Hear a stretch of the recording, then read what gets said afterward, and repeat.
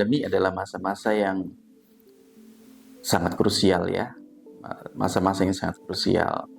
Terutama saya banyak kasus, banyak orang tua datang ke saya dengan anak-anak dengan communication disorder, dengan gangguan komunikasi. Ada satu momen, satu anak ini umurnya kurang lebih sekitar 3 tahun. Ya, memang orang tua datang dengan dengan banyak kekhawatiran gitu. Waktu itu mereka datang, suami istri, diawali dengan suaminya yang cukup lumayan deny, yang mengatakan bahwa dulu saya juga seperti ini kok gitu. Ini istri saya yang sangat yang sangat khawatir aja, karena dulu kata neneknya bahwa suaminya ini memang gangguan bicara, artinya telat bicara gitu.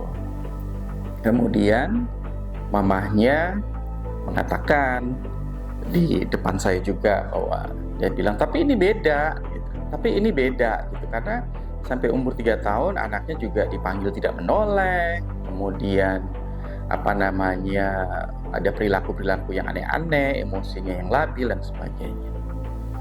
Saya mendengarkan perdebatan mereka sebenarnya pada saat mereka datang ke sini. Saya biarkan itu terjadi sambil saya mencoba untuk lakukan screening. Saya masuk mulai dari saya cek secara anatomi, ya. Kita cek secara kita menggunakan anamnesa, baik itu dari ke orang tua maupun ke pengasuh juga. Kemudian kita lihat, oh ini anak gangguan sensori, ya, gangguan sensori. Jadi bahasa yang dikeluarkan oleh anak ini adalah bahasa-bahasa mungkin orang awam mengatakan bahasa planet, karena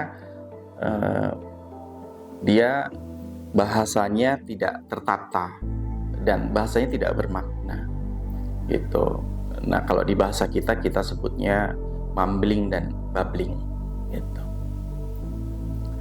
Kemudian kita cek semua dan ternyata dari hasil pemeriksaan ini, dari hasil pemeriksaan secara anatomi adalah saya menemukan adanya kelemahan-kelemahan pada otot-otot wicara, ya, langit-langitnya yang tinggi, ya, palatal arch-nya yang agak tinggi, batang lidahnya yang agak kaku, ya.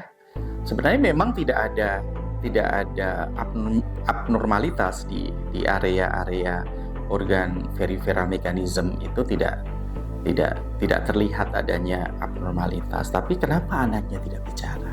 Kenapa anaknya seperti itu? Bahkan kenapa anaknya ketika dipanggil tidak menoleh gitu? Ketika dipanggil kenapa tidak bereaksi gitu? Ya mirip sekali sebenarnya dengan autistik. Bahkan mamanya mengatakan bahwa anaknya sudah dibawa ke dokter tumbuh kembang dan dinyatakan anaknya autistik. Ini yang membuat mamanya merasa worry, merasa khawatir, dan dia konsultasikan ke saya, dan akhirnya kita cek, dan dari kesimpulan yang saya lihat bahwa ini bukan autistik, karena tidak mencukupi untuk dikatakan autistik, karena autistik kan mempunyai spektrum, ya, mempunyai spektrum autistik yang mana. Tapi kalau dari hasil pemeriksaan dan hasil anamnesa, kita lihat bahwa boleh saja orang awam mengatakan ini autistik, atau mungkin orang awam menyebutnya sebagai virtual autism.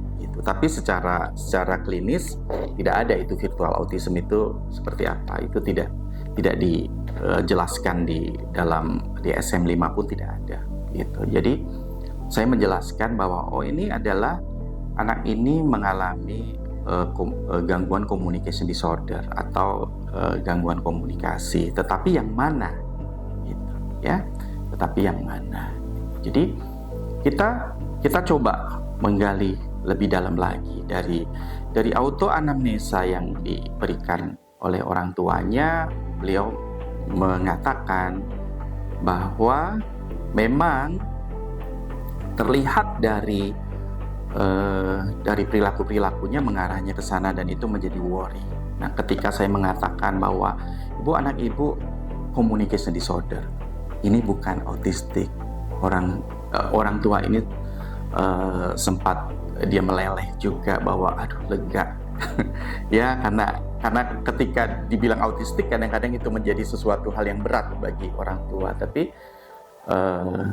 tapi ya saya harus menyampaikan apa yang benar ya menurut pandangan ilmu yang saya tahu gitu. Jadi kemudian saya jelaskan bahwa ini ada gangguan, ada masalah dengan neurotransmitter, dan saya menebak bahwa anak, karena ini adalah pasca pandemi, jadi saya memulai dari sana.